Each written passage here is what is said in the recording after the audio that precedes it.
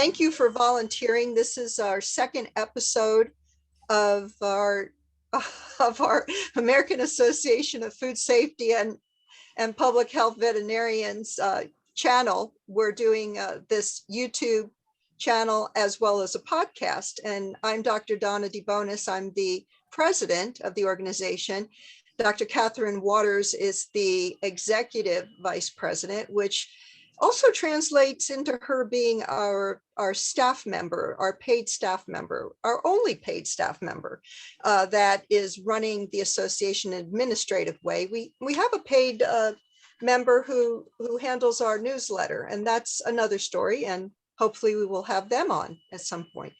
But we are hitting the ground running with this channel. I have 5 interviews total scheduled so far through the month of January and now February. So I'm really excited. Everybody wants to share about how they got into this place in their life where veterinarians are working either in public health or food safety.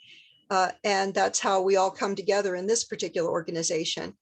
But Katherine, you know, I always love to start this interview with really the basic question of why did you want to be a veterinarian? Because you know what, now we're talking about a whole bunch of things that have gone on in our lives up till now, but it all comes down to why.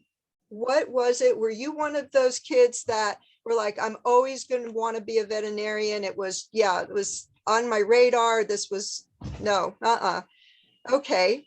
So where did you grow up? I grew up in Denver, Colorado.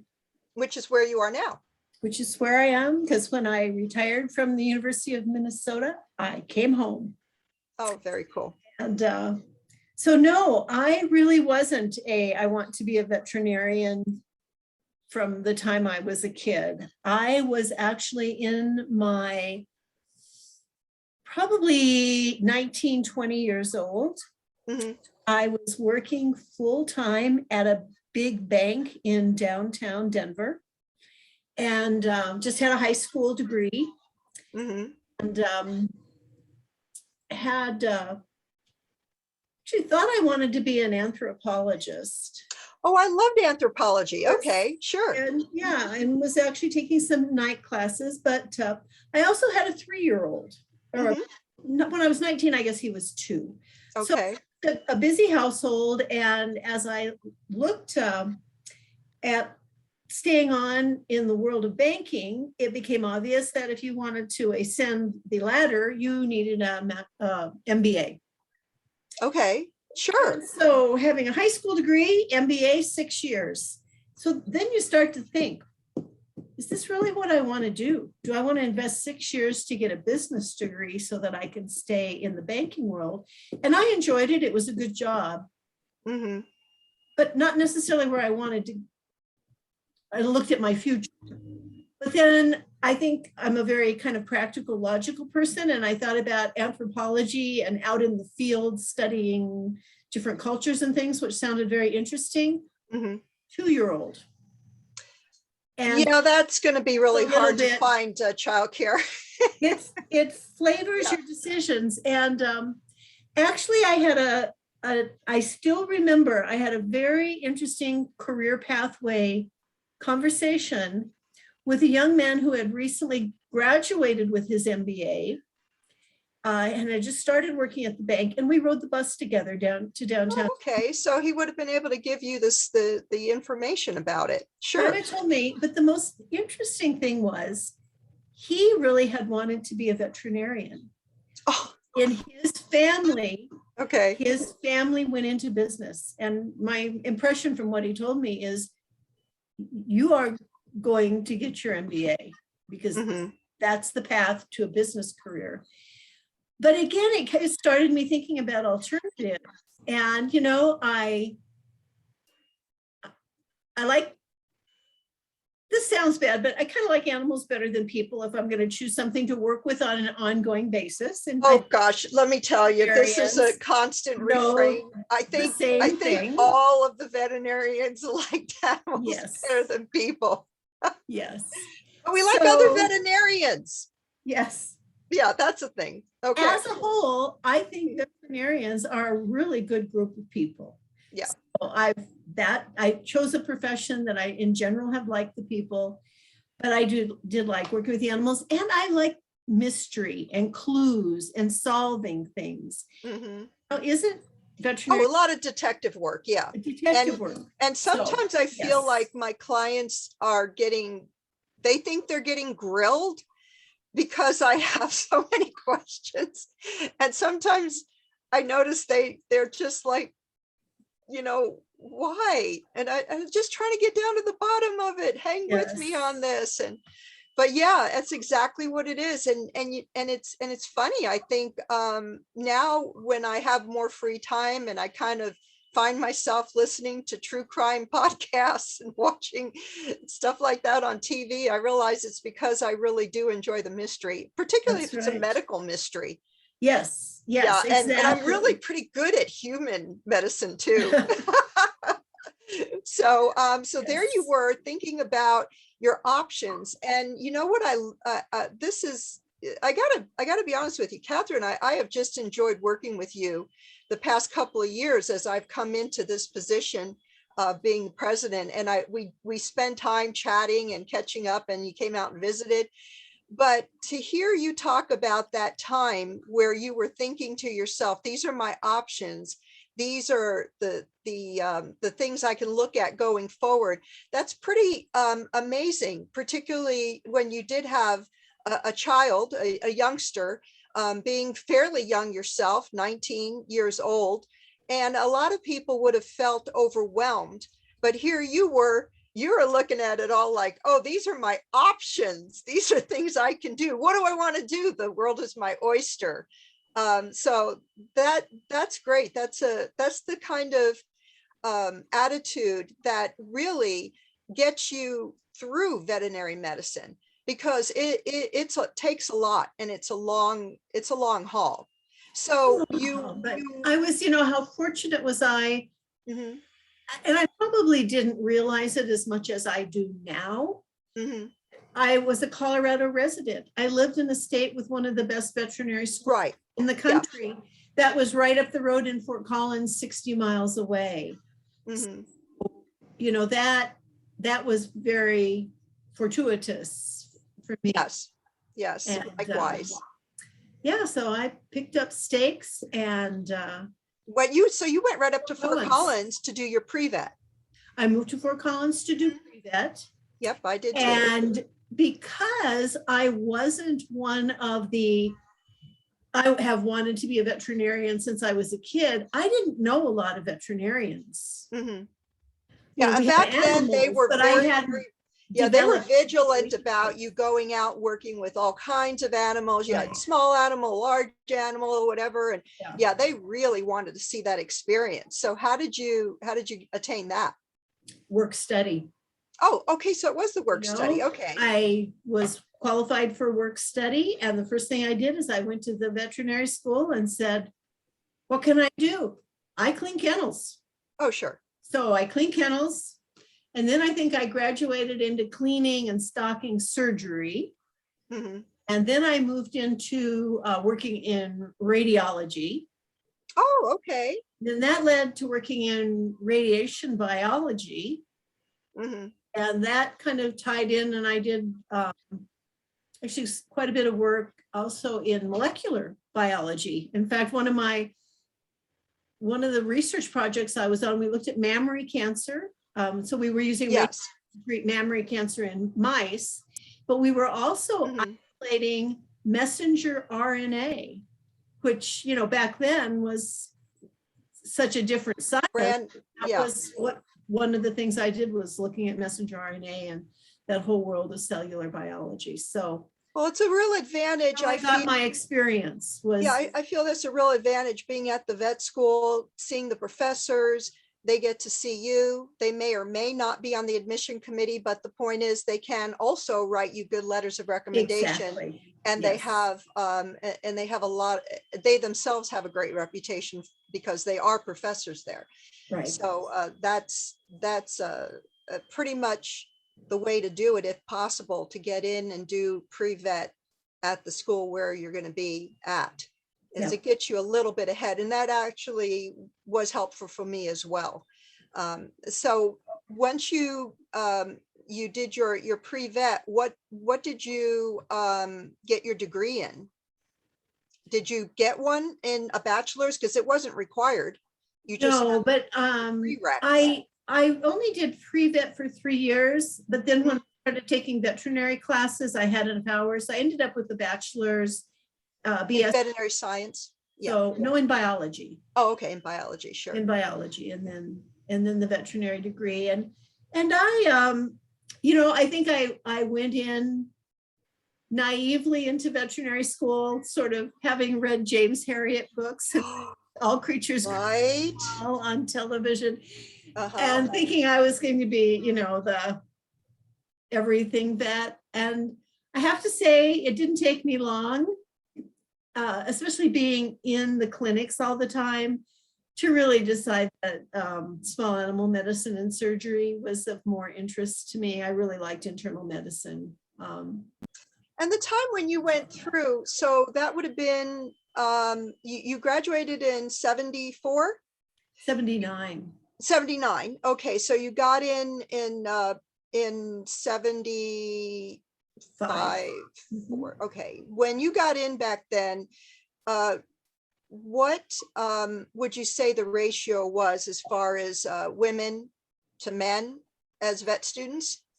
I think there were 11 or 12 out of 90, 95. Yeah.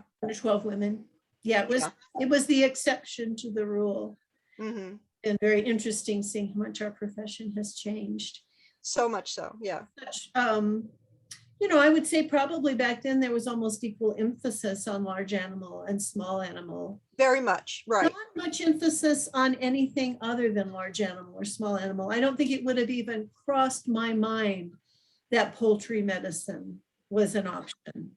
And coming from, I don't recall we that. didn't. Yeah, I'm not even sure we ever had a pig on campus. We probably did, but you know, poultry medicine, swine medicine, we really didn't cross that. And I had no concept of anything public health oriented. To me, it was either you do large animal, small animal, or mixed practice. End of story. That's it.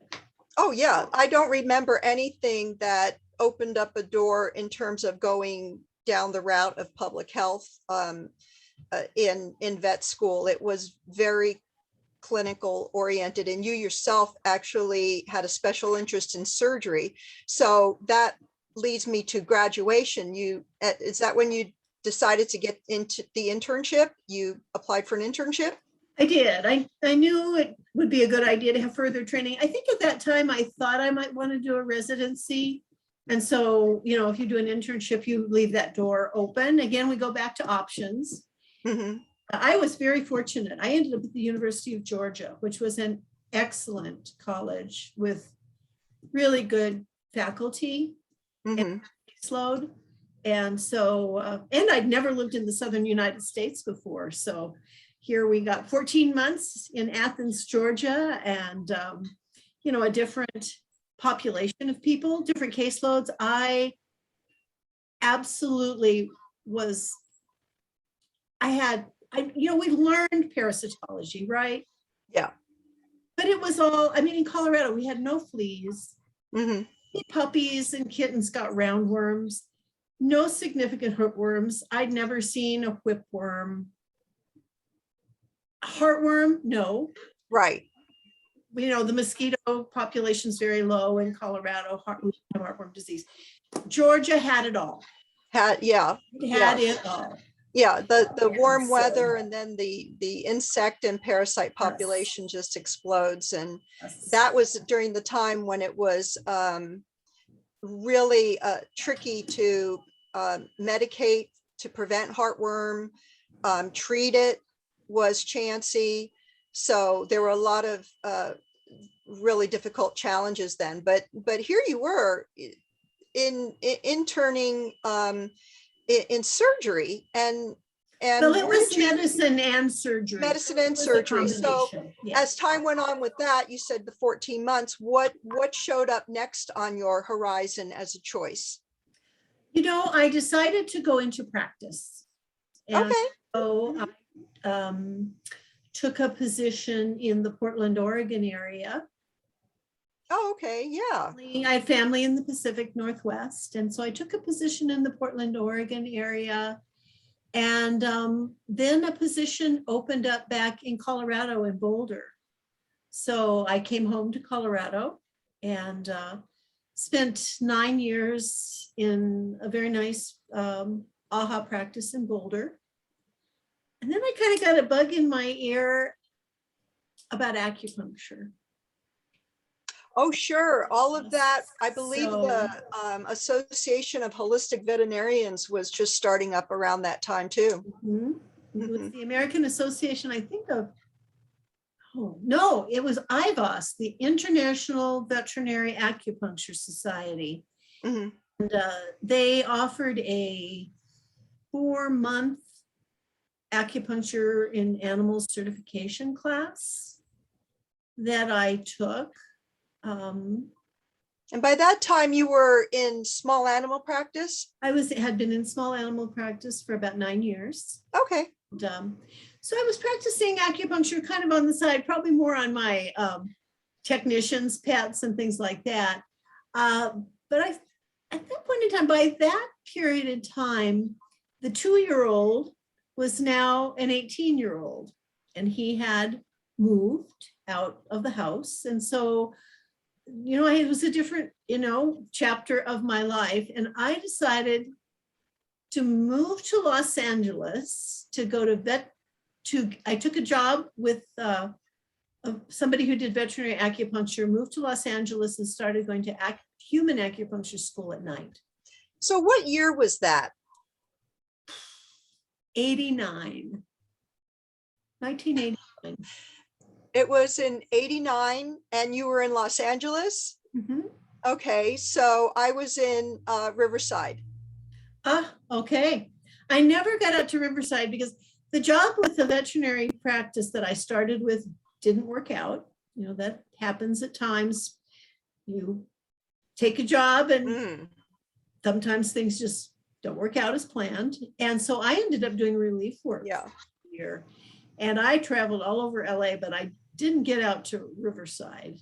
But that worked for me because I was studying acupuncture at night, doing relief work during the day. And I was able to bank some money because the acupuncture college that I was going to in downtown Los Angeles had a program where you could study abroad. So they had some links with other acupuncture schools, or what we would say schools of traditional Chinese medicine in China. And so after doing relief work for a little over a year. And this was also at a time where you were studying human acupuncture, right? Yeah. So here we have this crossover very easily because as veterinarians, we understand how humans work as well. And and they took a lot of the acupuncture charts and things and, just sort of transposed them onto animals. I mean, we're bipeds, they're quadrupeds, but the rest of, everything inside is pretty much the same. Pretty much the same. Yeah. So I ended up moving, or actually I didn't move. I put everything in storage, and I thought I was going to China for 3 months. And there was also a veterinary acupuncture class that was advertised. And so one of my classmates in acupuncture school had horses, and he was really interested in acupuncture for animals. So anyway, his wife was working, but he had recently retired. So we did veterinary acupuncture for 3 weeks outside of Beijing. And then I moved to a small town. No, that's funny to say. In China, it's considered a smaller city, only 6 million people. Oh, that's the size of San Antonio. I just want to say that I know that fact because I was in San Antonio for a few years. 6 million. Yeah. Yes. So anyway, I studied for a couple of months. I had the opportunity to travel and do some lecturing in China. So I ended up staying for 4 months. And then I met a number of Americans over there that had come over to teach in Chinese universities. And, you know, my son was independent. He moved out of the house. My stuff was in storage. I got a job and stayed for 2 years. And it's all, and you know what, when you think about it, it really is about the fact that veterinary medicine just provides so many opportunities. It's a broad base of knowledge. And here you find yourself teaching veterinary school in China. Oh, okay. Yeah. So at that point, that 2 years, and you got to travel, I assume you were able to go around and see some really fantastic things.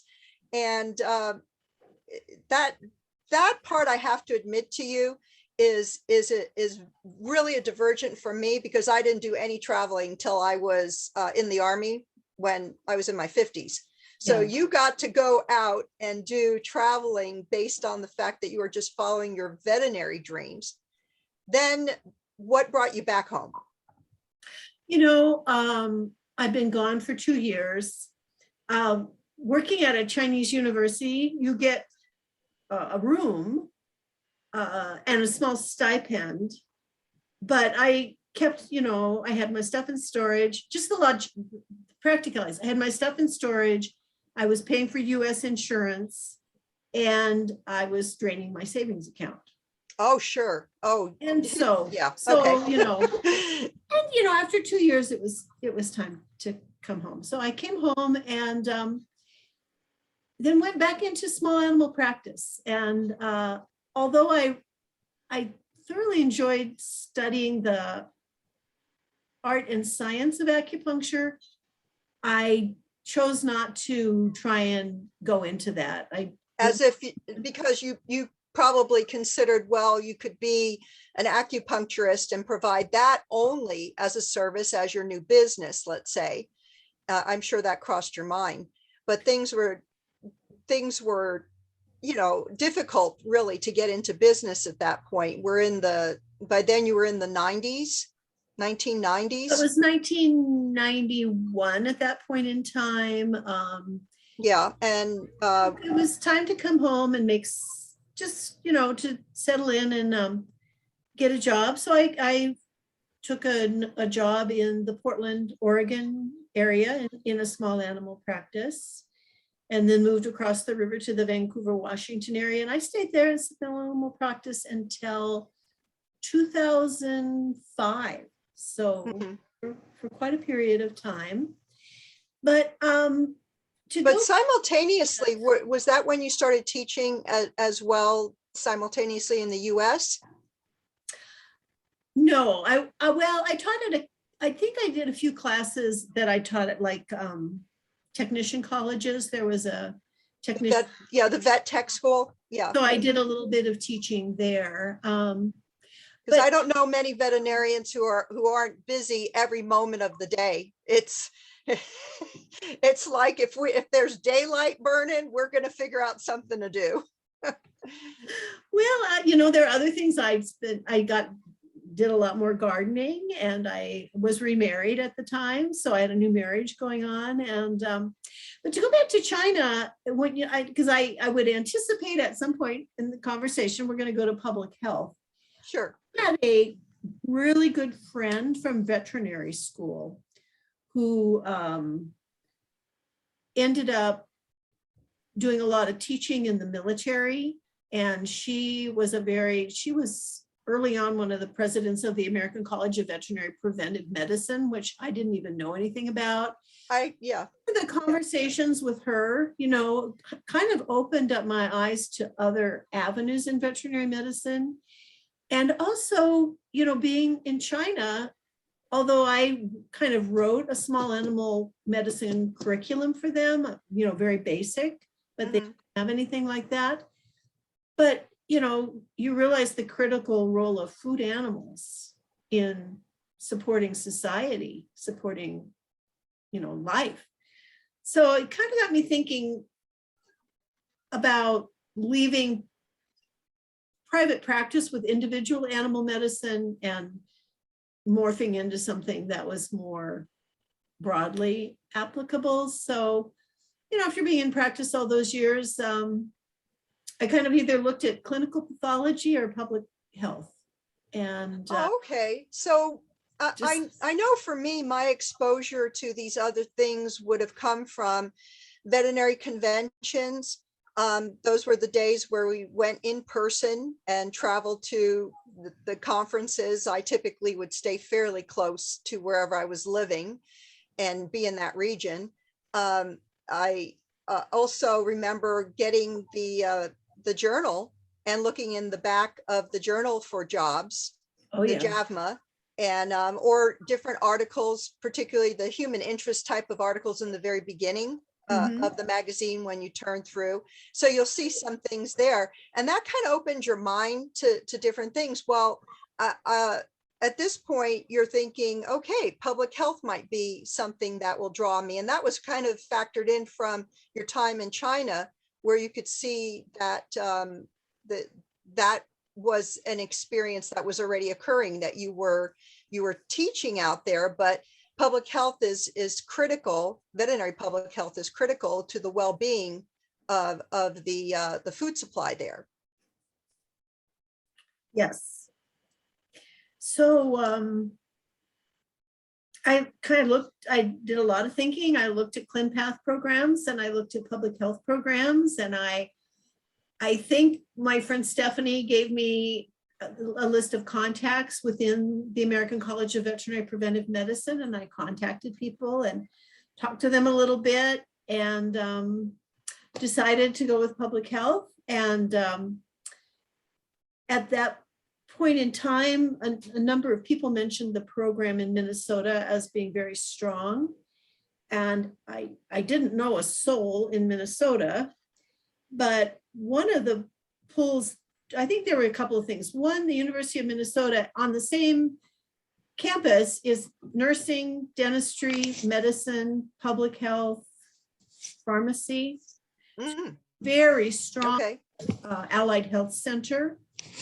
And Mhm. then when I was talking to a couple of the professors in veterinary public health at Minnesota, they mentioned there was a veterinary postdoc fellowship for 2 years. Now, what does that mean exactly? It means that you're basically doing what, I don't know that it was, some people called it a postdoc.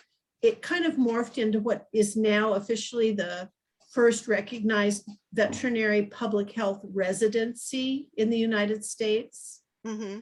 And so it meant that you had 2 years of employment, and as part of that employment, you could get your master's degree, and that was Oh, boy. so there was tuition provided. Oh, So yeah. as you Okay. can imagine, I mean, of course, it was a huge drop in salary, but Yeah. the fact that I was able to get my MPH and work for 2 years with enough salary to live Mm-hmm. and come out with no debt was a Mm-hmm. huge goal. Oh, And yeah. also That's the you had best of all worlds. 2 years experience. You know, I worked in infection control. I worked in avian influenza pandemic planning. I worked in food safety. I worked with the Farm Bureau doing emergency response planning. My master's project was on methicillin resistant Staph aureus, looking at kids that were diagnosed with it and then testing their pets to see if there was a connection between the two. Mm-hmm. Can we, by the way, find Rich. your thesis written anywhere? No, the master's degree in public health at Minnesota was not a thesis per se, it was a project. Oh, okay. So, it was not one where it wasn't as formal. Mhm. And so they're not published or anything. And I probably have a copy of it someplace, but I don't even know. Hopefully someplace in some computer file or on one of the, I have a bag of jump drives in my desk. I don't know. Yeah, that's kind of terrifying Drives. to see some of the old discs and Yes. things that I have. I'm not even I'm not even sure if I can access them, but yeah. Yes. So yeah, and that 2-year period of time, did that cement your interest in public health, especially since you got to be involved in so many different types of aspects? Avian It did. influenza was just coming to the forefront, It as I was, recall. because well, 2005 is when high path AI showed up. And so there was huge concern about it coming as a foreign animal disease to the United States, and just the massive disruptions in the food supply that it would cause. So I think the other thing it gave me a real appreciation of is, public-private partnerships. So, we worked with regulators, with a lot of folks in APHIS, but we worked with the poultry industry. And I always viewed the university as kind of being a neutral sounding ground. So, I think it provided a good basis. So we got quite a bit of funding from USDA to do avian influenza pandemic planning and supply chain planning. Oh, that's fantastic to think about. Mouth disease too. Yeah, to bring up the idea too, that there were these partnerships that were facilitated, particularly because I'm sure the university, as like you said, almost like a neutral area that could reach out and bring everybody together. And there you were, right at that hub. Yeah. So it was a good experience. I had some really good mentors in Dr. Jeff Bender and Dr. Will Houston. And so, yeah, that was a good experience. And then when my time in the residency was over and I had my MPH, I was able to kind of cobble a university job together from various bits and pieces for the next 10 years. So I worked in the College of Agriculture, I worked in the veterinary school, and I worked in the School of Public Health. So yeah, little stuff. When I was looking at trying to decide about my master's, I was looking at food safety or public health, and I was told the public health is really the more popular one. There's more jobs available, and so on. So, but I like food better. There was really that was a no-brainer. I was going for the food. Well, I ended up eventually being the food safety program leader for University of Minnesota Extension. So, oh, sure. Yeah, there's so much crossover. I mean, at one point, I served as a director of public health, and I didn't have any, I didn't have even my master's at that time. There's just so much crossover. And there's so much of an understanding. And again, that broad base of knowledge that we come from in veterinary medicine. Yeah. So where were you living then for those 10 years that you, as you said, cobbled together these jobs? I stayed at the University of Minnesota. So oh, okay. Living in St. Paul. And then for the last, 5 years, I think I was there. I actually became the director of the Masters in Public Health program that I went through. So. Oh, okay. And you know what? So that's fantastic. I bet that felt like such an accomplishment as well. It was. And this master's program was called an executive MPH. So it was really designed for working mid-career professionals. Exactly what I did. I was ready to leave practice and go into something else. And I loved my students. They were, very self-motivated. They worked I had doctors, nurses, pharmacists, veterinarians. I had a couple of lawyers,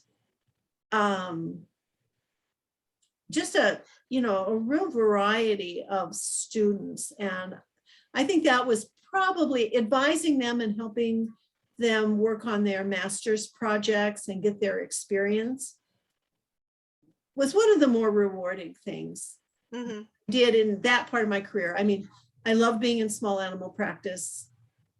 I always find it interesting when people go, well, gosh, did you get burned out? You left because you got burned out. And it's like, no, maybe I would have gotten burned out, but I never got burned out. I simply wanted to turn the page and do something different. And our profession gave me the opportunity to do that. Yes, our profession did. Yeah, and the thing that I find kind of interesting too is that you taught college and you didn't have any special degree in teaching in order to do that. It was simply the fact that your DVM was equivalent to a PhD. And then, of course, you added on your MPH. But even before that, you had been teaching in China, for example, with your DVM. So this is a little known fact that we can be teaching at colleges, community college, regular college, veterinary tech college. I did that as well. And you're right.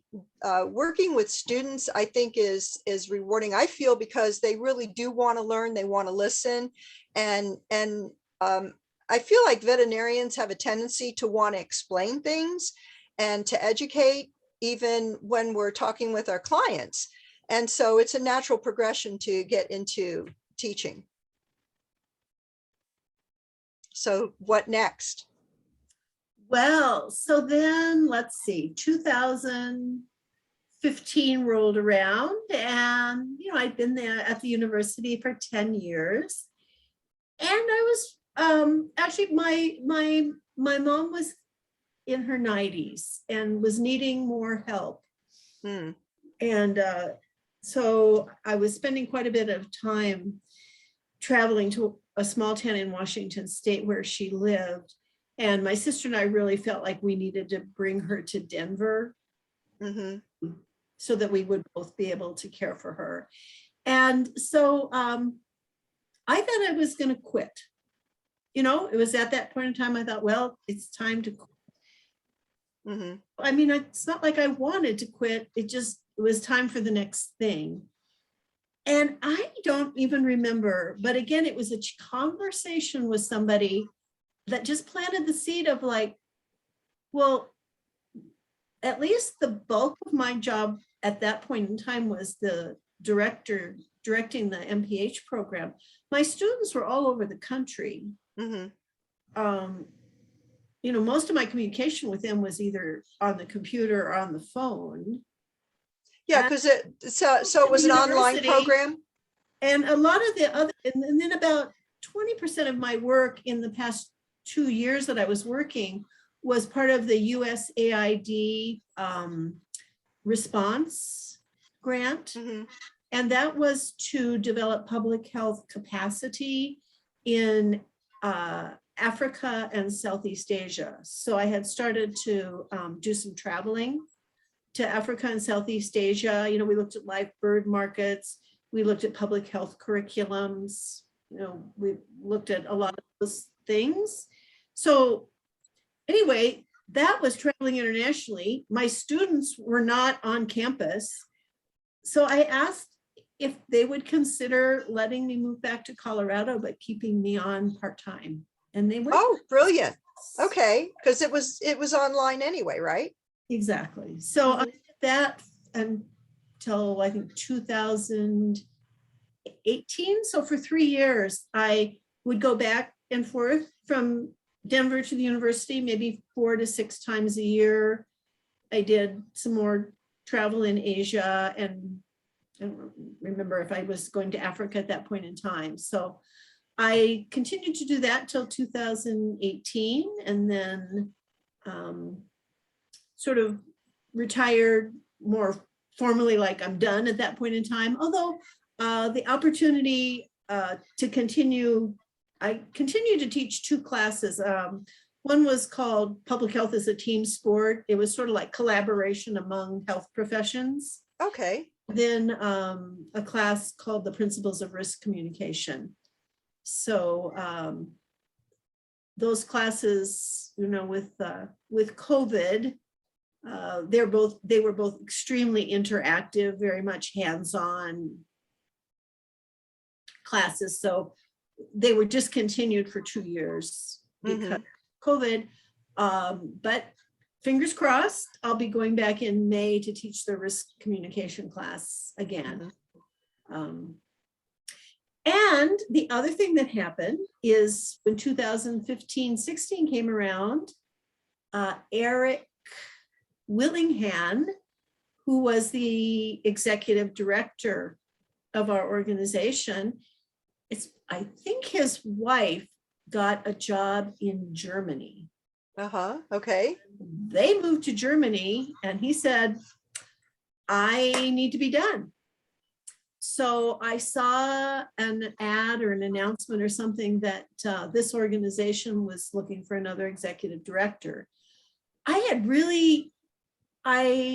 When I was at the university, I sat on the Food Safety Advisory Committee for 6 years. Mm-hmm.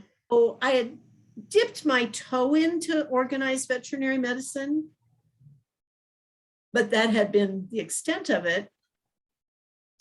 But I thought, well, that would be a way for me to continue working in veterinary medicine. Mm-hmm. You're doing it from your own home. It's in support of veterinary public health. Yes, absolutely. So I thought, You get to interact with other veterinarians. I've gone from practice to teaching. I did a lot of projects. I'd never really done anything with organized veterinary medicine. I'm certainly not a business manager. So I often laugh. I said, if somebody came and sat down with me for 4 hours and saw the way I work, they'd probably go, oh my God. Well, you keep You're a really good self-taught. calendar. I've seen it. Yeah, I can keep a calendar. Yeah. So anyhow, I have been doing that since 2017, I think. And let me tell you, I sure appreciate it. Well, thank you. Yeah, especially because of the continuity from president to president, and then you have a better knowledge of the inroads of everything happening within this organization, and also as we partner with other organizations like the ACVPM and NAFV, which are in a way our sister organizations, I suppose. Yeah, and there's a lot of overlap. There's a lot of overlap. And that collaboration has been a really nice development in the past 2 years. I feel really good about that. I feel like, we're kind of poised to move forward under your leadership, and we've got Angela coming on board. And I was very fortunate then that Kelly Vest has been, my mentor, if there's ever questions. Yeah, he's great about staying involved, right? He's that. And then we have Mike Gilsdorf, who again has a history with the organization, and Dan LaFontaine, who we lost last year. Mm-hmm. Always willing to sit down and talk. And he had a long career in veterinary public health. So, and he also had provided a written history presentation. Yeah, which we should make available on our website at some point, and or this YouTube channel. We certainly can upload some into the community section, into the file section there, and show people really what we've accomplished through the years. And you got involved with our organization around how long ago? What you said, 2015, you said, hey, I'm going to see if I can get on board. 2018. Okay, summer 2018. Mm-hmm. Remember it because the AVMA was in Denver that year. And okay. I had just sort of taken on the job, and it worked out really well because Kelly was in Denver at the AVMA meeting. So we sat down for several hours, and that was very valuable for me to help with that transition, to just be able to sit down and, kind of look through things with him and see how he did everything. So yeah, so summer, so this will be my 4th year when mm-hmm.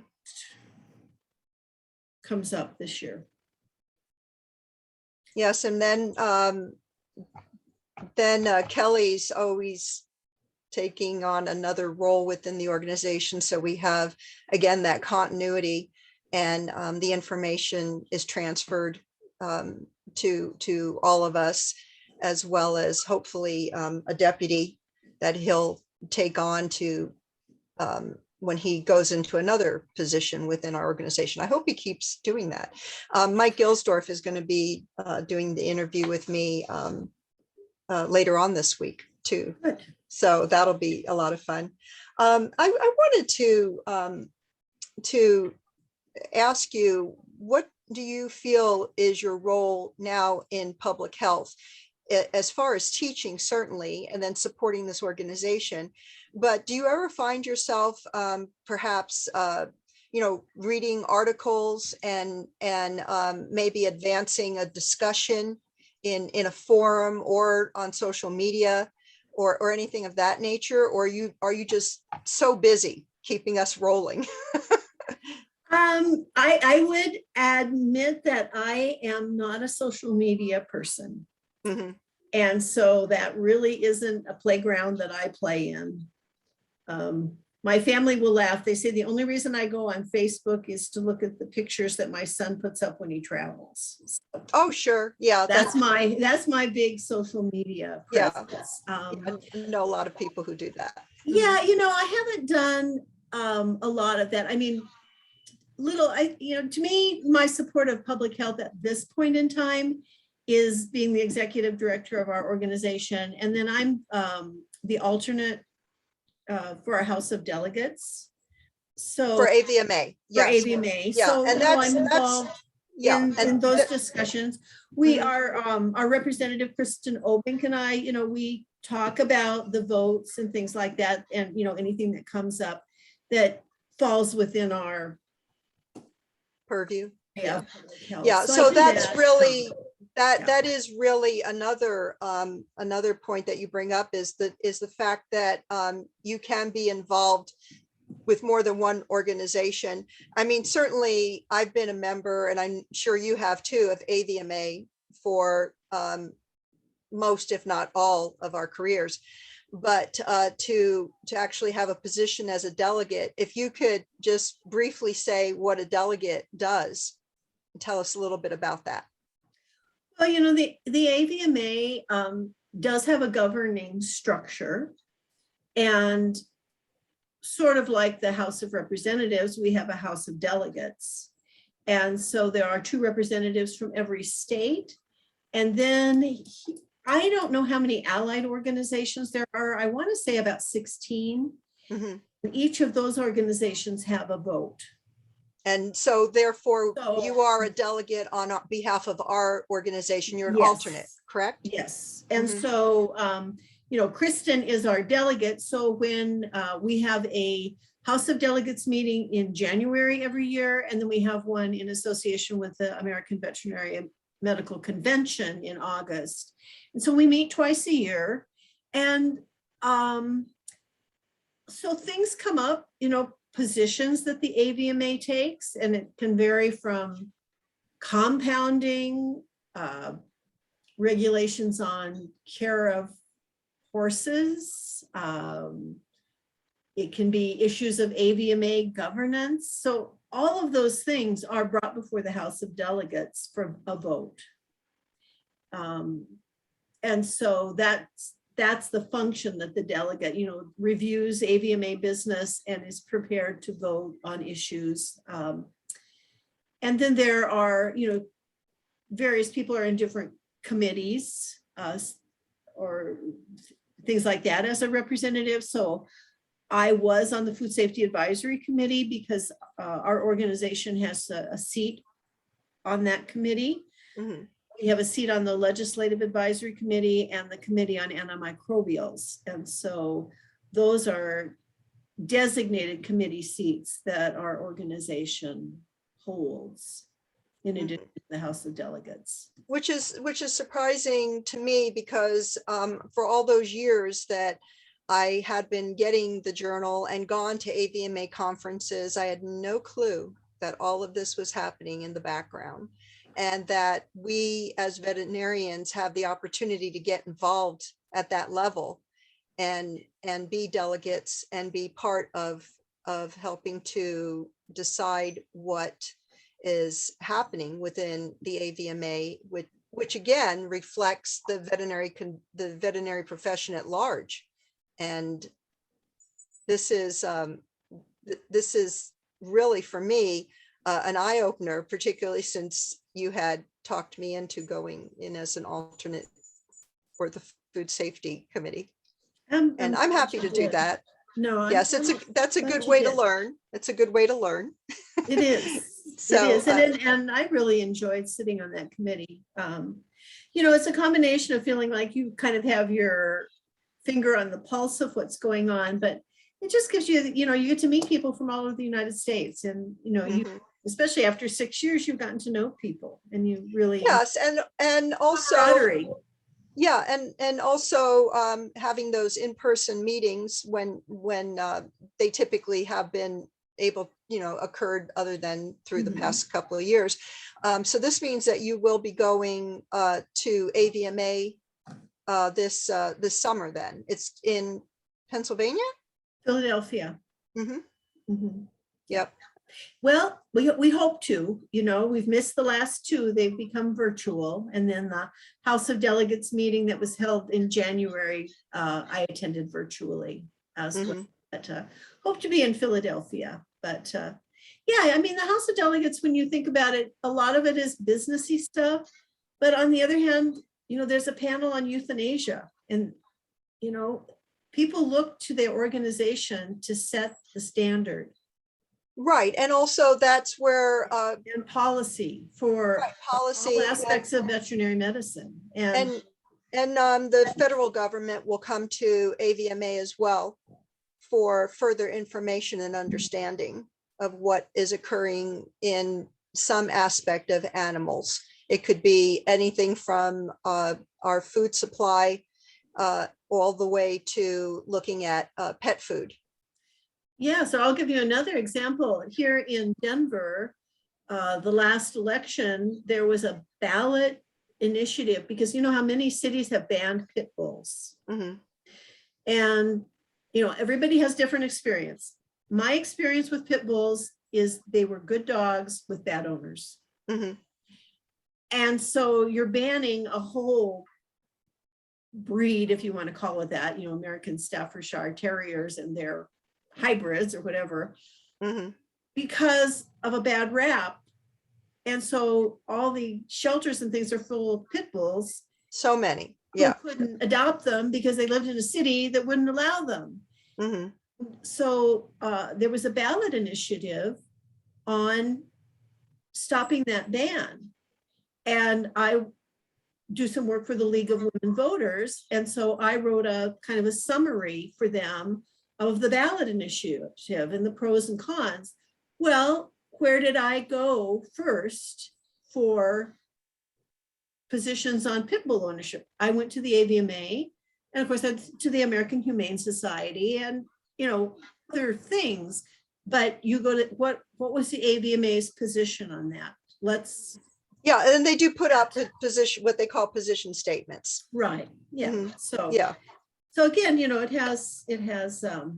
And again, those position statements are evolved and established based on all these veterinarians who come together as delegates in their committees, and they come up with the wording and they do all the research. And so it comes from a broad base of veterinarians who bring all of their experiences and knowledge together. And they're reviewed every 5 years. So that. Oh, true. Yeah. So that keeps everybody busy. Yes. So what do you see on the horizon? What do you see as upcoming changes, perhaps, that are coming into play for you? Anything? Well, on a personal standpoint, I'm able to do a lot more volunteering. So I like gardening. So I do a lot of volunteering at the Denver Botanic Gardens, and I just started master gardener training.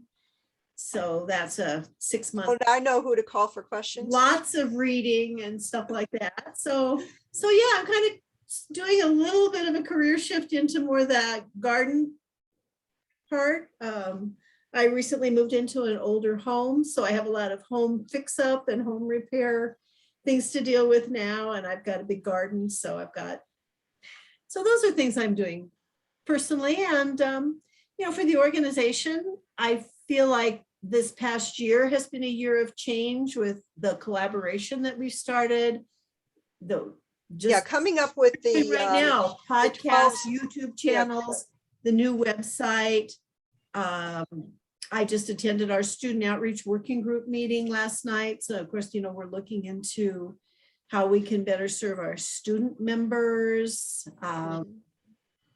We are giving people more opportunities to present at national conferences from our membership. So that's fun to see those things happening. You know, it's fun when you feel like you're moving forward with a group of dedicated people. Well, also you're putting in some special effort on getting the scholarship established, the Dan LaFontaine Scholarship, having to get into the background and the inner workings of setting it up financially, pulling that information together so it's all done correctly, and then that's going to be moving forward within the student outreach, correct, in that working group. That's going to have the that working group's going to have the chance to figure out the ins and outs of how to apply for that scholarship and how money can be donated to it and so on. So I know that that's kept you rather busy, because there's a lot, there's the challenging. devil in a lot of details. I think that's, you know, just the day-to-day emails and things you get. Sometimes you feel like you go down a rabbit hole. Like the other day was like looking for information for incorporation from like, yeah, we both knew ago. the answer, but we couldn't find the documentation for a while till you did. When you I finally found it, because yeah, I have it now pinned in my file as well, so we're good. Yeah, so. But thank you for that. And I'm very excited about the scholarship, the idea of the scholarship. I remember how important scholarship was for me.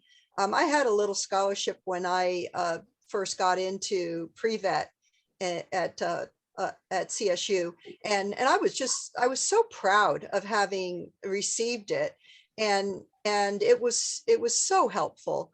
And when I think of how people are struggling nowadays financially with getting through college, I'm so delighted and proud that we are putting this together, and I'm hoping to see it grow and be able to help many students in going into the future. And we also have the website coming up. I do want to throw in there that right now our website is kind of old school looking. We're looking with kind of a something to jazz it up a little bit, make it a little brighter and more modern looking, and have just a little bit of bells and whistles, not a whole lot. So that's an endeavor that we hope to accomplish this year too.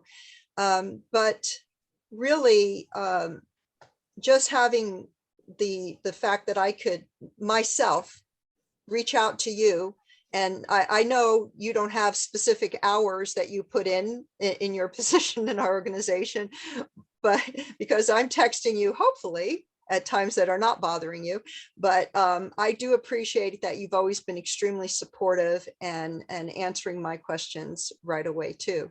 So you put in so much time and effort. Thank you very much for that. And is there anything that you would like to add that as we wind down on this? And remember, this was a look at another veterinarian's life, and showing everyone, not just other veterinarians and vet students, but also the public, what veterinarians do behind the scenes and other than clinical work.